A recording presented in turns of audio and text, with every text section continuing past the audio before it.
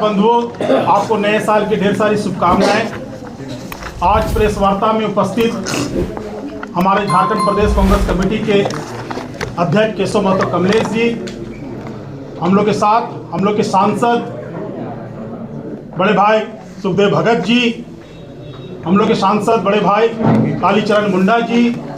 हमारे साथ प्रदेश कांग्रेस कमेटी के प्रभारी मीडिया प्रभारी राकेश सिन्हा जी, प्रवक्ता जगदीश साहू जी, आप सभी का हार्दिक अभिनंदन और स्वागत करते हैं। मैं चाहूंगा प्रेस वार्ता की शुरुआत हमारे प्रदेश अध्यक्ष केशव महतो कमलेश जी आप लोग को संबोधन करेंगे। विधायक विक्सल कोंगाड़ी जी भी क्षमा चाहता हूँ विधायक विक्सल कोंगाड़ी जी हमारे बीच में उपस्थित है। अब मैं चाहूंगा हमारे प्रदेश अध्यक्ष केशव महतो कमलेश जी आप लोग संबोधन। आज प्रेस वार्ता में उपस्थित हमारे सम्मानित मीडिया के साथियों, अभी कुछ देर पहले पूर्व मुख्यमंत्री माननीय चंपई सोरेन द्वारा सरकार पर आदिवासियों को धोखा देने का आरोप कई बिंदुओं पर लगाया है। पेशा नियमावली जो विगत दिनों कैबिनेट से पारित हुई, माननीय मुख्यमंत्री हेमंत सोरेन जी के नेतृत्व में उनके मंत्रिमंडल द्वारा, वह आदिवासियों के पूरा हित के लिए ही है। इस राज्य के बने 25 वर्ष हो चुके और पेशा जो पार्लियामेंट में पारित हुआ था वह करीब 29 वर्ष हो चुके, लेकिन भाजपा की लंबी दिनों तक वर्षों तक सरकार रही झारखंड में, लेकिन पेशा नियमावली बनाने का काम नहीं किया। आज हमारे इंडिया गठबंधन के माननीय मुख्यमंत्री और कैबिनेट के साथियों द्वारा जो यह पेशा कानून बनाया गया, इसमें उनका आरोप है कि परंपरा जनित, तो ये ट्रेडिशनल ग्राम पंचायत को यह रूल में ग्राम सभा द्वारा परिभाषित किया गया है। क्या है ग्राम सभा का, कि ग्राम सभा से अभिप्रेत है कि झारखंड पंचायत राज अधिनियम 2001 की धारा 3 में परिभाषित अनुसूचित क्षेत्रों की पारंपरिक ग्राम सभा, और ग्राम सभा के अध्यक्ष का क्या परिभाषा है कि अनुसूचित क्षेत्र के पारंपरिक ग्राम सभा क्षेत्र में परंपरा से प्रचलित रीति रिवाज के अनुसार मान्यता प्राप्त व्यक्ति क्या है, जथा संथाल समुदाय माझी परगना, हो समुदाय मुंडा मानकी देवरी, खड़िया समुदाय ढोकलो शहर, मुंडा समुदाय हाथू मुंडा पहड़ा राजा पहान, उरांव समुदाय महतो पहड़ा बेल राजा पहान, भूमिज मुंडा सरदार नाया ढकुआ। इस तरह विभिन्न क्षेत्रों में जो प्रचलित हमारे किसी नाम से हैं, उनको अध्यक्ष का यह ग्राम सभा अध्यक्ष का दिया गया है। और ग्राम सभा अध्यक्ष का बिना कॉन्सेंट से कोई भी जमीन हमारा अधिग्रहण नहीं करने का इसमें है। ग्राम सभा को माइनर मिनरल का पूरा अधिकार दिया गया है।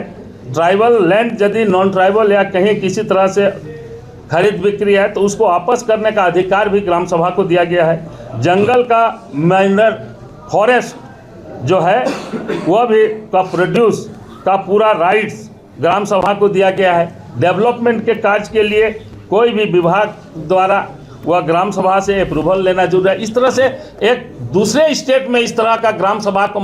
यह शक्ति और पावर नहीं दिया गया है, और हमारे झारखंड में ग्राम सभा ही शक्तिशाली सभा है। इससे न बड़ी कोई दूसरी सभा है, सबसे शक्तिशाली प्रमुख ग्राम सभा है। और विशेष रूप में अब और सारे जो उनके प्रश्न हैं सारे चीज़ों का और इसके बारे में विस्तृत जानकारी हमारे माननीय सांसद पूर्व प्रदेश अध्यक्ष श्री सुखदेव भगत जी आप लोगों को देंगे। नमस्कार मित्रों, सबसे पहले तो सारे हमारे मीडिया के साथियों को नव वर्ष की हार्दिक शुभकामनाएं। और जैसा कि बहुत ही विस्तार से हमारे माननीय अध्यक्ष आदरणीय केशव महतो कमलेश जी ने जिन बातों को रखा है, और आज जो प्रेस वार्ता हम लोगों ने रखा है कि हमारे राज्य के पूर्व मुख्यमंत्री उन्होंने जिन बातों के यहाँ पे रखा है चंपई सोरेन जी ने, और मैं ये कह सकता हूँ कि भारतीय जनता पार्टी पेशा कानून पे भ्रामक बातें ना फैलाएं,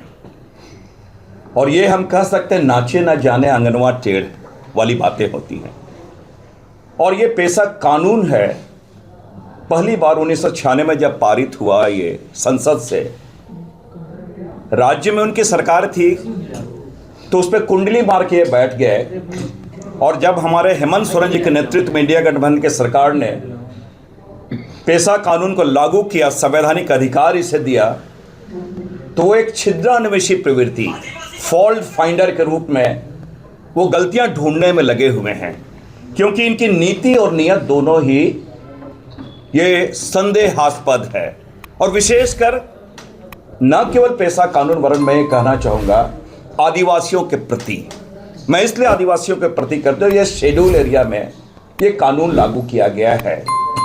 और इनके भारतीय जनता पार्टी और विशेषकर मैं चंपई सोरेन जी और बाबूलाल मरांडी जी से, तमाम भारतीय जनता पार्टी के नेताओं से पूछना चाहता हूँ,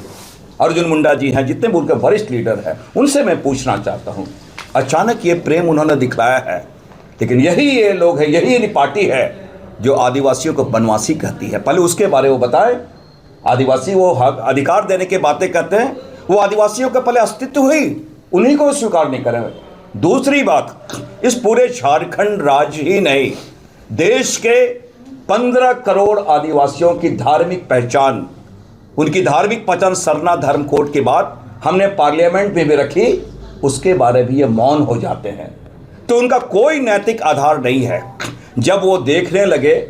कि यहाँ पर हेमंत सोरेन जी के नेतृत्व में हमने पेशा कानून को एक वैधानिक और संवैधानिक अधिकार दिया, जो हमारे 1996 में हमने पार्लियामेंट ने पास किया है, और ये बापूजी के, हमारे राष्ट्रपिता महात्मा गांधी के ग्राम स्वराज की संकल्पना पे आधारित है, और जिसमें हम ये कह सकते हैं कि इसका मकसद क्या है, आदिवासी समाज की जो रूढ़िवादी विधियां हैं, कस्टमरी लॉ है, इन चीज़ों को अक्षुण्ण रहते हुए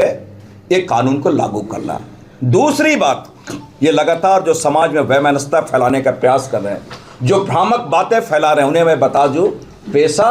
कानून है, कोई धार्मिक चीज़ें नहीं है। पेशा कानून है, धार्मिक ये कानून नहीं है। तो सबसे पहले उन्हें समझना चाहिए, धर्म जो है वो आस्था, जो व्यक्तिगत आस्था पे वो है। तो इस प्रकार वो समाज को हमेशा जो बांटने का वो प्रयास कर रहे हैं, क्योंकि जमीन इनकी खिसकती नजर आ रही है, इसलिए इस प्रकार की वो बातें कर रहे हैं। और ये मैं कहना चाहूँगा, इनकी नीति या नियत के बारे में यही मैं कहना चाहूँगा, यही भारतीय जनता पार्टी की सरकार ने आज अचानक आदिवासी जो हितैषी या झारखंड के हित की बात कर रहे हैं, लाखों एकड़ जमीन लैंड बैंक में कौन ले लिए थे, जिसमें सरना मसना जो कम्युनिटी लैंड थे उसको भी इन्होंने ले लिया था, और वो आज बात कर रहे हैं। इसलिए मैंने कहा इनका नैतिक कोई आधार नहीं है, इसलिए इसमें गैर मजूरा जमीन को इन्होंने अधिकार ले लिया था। इसलिए हमने कहा कि नाचे न जाने आंगनवा टेढ़, और ये भ्रामक बातें ना फैलाए। पेशा के आज जिस तरह से भारतीय जनता पार्टी के लोगों ने हमारे इंडिया गठबंधन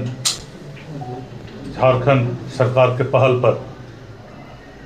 सदियों पुरानी मांग पेशा कानून का नियमावली,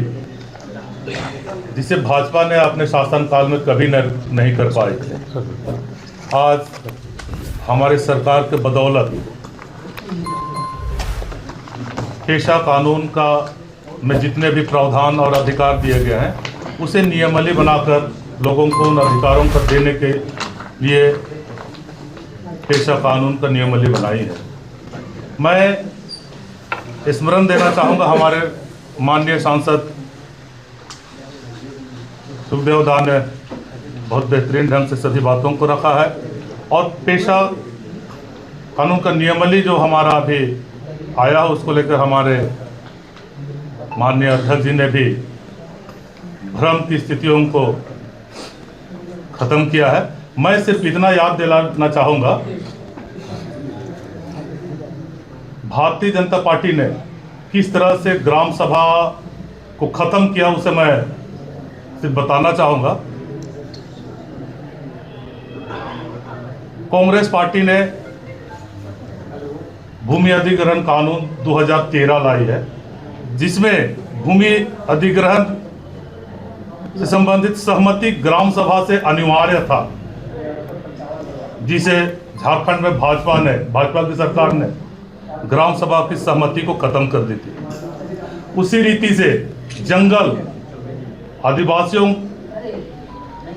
का अस्तित्व, पहचान और आजीविका से जुड़ा हुआ संसाधन है, जिसको लेकर वन संरक्षण अधिनियम 1980 में जितने भी प्रावधान दिए गए थे और ग्राम सभा का सहमति की बातें थे, भारतीय जनता पार्टी ने अपने पूंजीपति मित्रों को देने के लिए वन संरक्षण अधिनियम 1980 को भी छेड़छाड़ किया, उसमें भी ग्राम सभा की सहमति को खत्म किया है। और जिस ढंग से हमारे माननीय सांसद जी ने बताया कि आदिवासियों के प्रति इनकी सोच क्या है, भावना क्या है, आदिवासियों को ये आदिवासी नहीं समझते, ये इन्हें वनवासी कहते हैं, जंगली कहते हैं। आदिवासियों का धार्मिक पहचान के लिए सरना कोड का, जिसे हम लोगों ने विधानसभा से पारित किया है, वे आज तक उस पर आगे नहीं बढ़ रहे हैं। आदिवासियों का विशेष धर्म का पहचान बताने के लिए उनको साहस नहीं है। जिस ढंग से हमारे माननीय सांसद जी ने बताया, आदिवासियों का सरना, मसना, ईंद, जतरा, चरागाह की जमीन, इन सभी जमीनों को अपने पूंजीपति मित्रों को देने के लिए इन्होंने लैंड बैंक बनाकर डाल दिया। भाजपा की एक ही मानसा है, आदिवासी भूखंड की जमीन के नीचे जो अकूत खनिज संपदाएं हैं और इस जमीन के ऊपर असीमित आजीविका के संसाधन है, इन सभी संसाधनों को अपने व्यापारिक मित्रों को, पूंजीपति मित्रों को देने के लिए ये लोग आदिवासियों को हक अधिकार देना ही नहीं चाहते। इसीलिए जब झारखंड में पहली बार सरकार बनी, बिहार से अलग होने के बाद भाजपा की सरकार बनी, इन्होंने जो कानून बनाया झारखंड पंचायती राज अधिनियम 2001, उसमें जो इन्होंने अनुसूचित क्षेत्र के लिए पेशा कानून का व्याख्या किया है, उन्हें अगर आप देखेंगे, जब उनको अवसर मिला था आदिवासियों के लिए करने के लिए, तो उन्होंने आदिवासी भूखंड को, आदिवासी भूखंड के नीचे की अकूत खनिज संपदाओं को और आजीविका से भरपूर आजीविका के संसाधनों को अपने प्रिय मित्रों को, पूंजीपतियों को देने के लिए रास्ता खोल दिया था। यहां तक कि छोटानागपुर काश्तकारी अधिनियम में भी संशोधन लाकर पूंजीपतियों को देने का प्रावधान किया है। आदिवासी समुदाय विकास के कार्यों के लिए कभी पीछे नहीं हटी है। सरकार को जब जब विकास के लिए जमीन देना पड़ा है, आदिवासी समुदायों ने दिल खोल कर दिया है। और अभी भी आदिवासी समुदाय पीछे नहीं हटती है। भाजपा का एक ही मकसद है, धार्मिक भावनाओं को भड़काकर आदिवासी समुदायों को बांटकर, उन्हें कमजोर कर,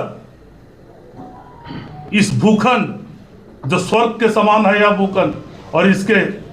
जमीन के नीचे जो अकूत खनिज संपदाएं हैं और आजीविका से भरपूर संसाधन है, इन्हें पूंजीपतियों को देने के लिए आदिवासी समुदाय को लड़ाना इनका मकसद है। हमारे माननीय संसद जी ने स्पष्ट कहा और इस बात को जनता समझती है। यही वजह है कि झारखंड में भाजपा को मुंह की खानी पड़ी और अब हमारे माननीय राष्ट्रीय नेता राहुल गांधी जी ने पूरे देश को इस बात से अवगत करा रहे हैं और अब पूरा देश स्तर पर भाजपा को आदिवासी जवाब देने वाले हैं। सबों को धन्यवाद।